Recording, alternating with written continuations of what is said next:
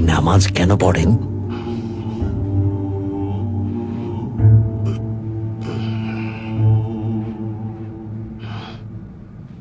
নামাজের মাধ্যমে শুকরিয়া আদায় করি।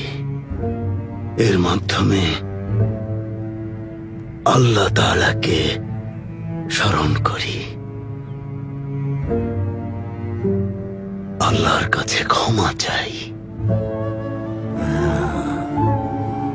আমরা ট্যাঙ্গারির কাছে প্রার্থনা করি,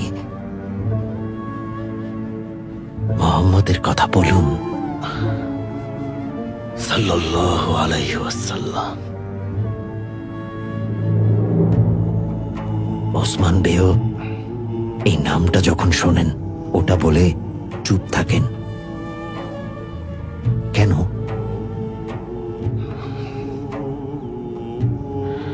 কারণ যার কথায় উনি দুজাহানের একমাত্র সুলতান।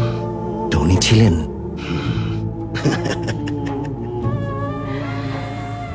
ক্ষুধার্ত থাকতেন, মাঝে মাঝে এক কাপড়ই সেলাই করে পড়তেন, মাঝে মাঝে দুধ আর খুরমায় ক্ষুধার জ্বালা মেটাতেন।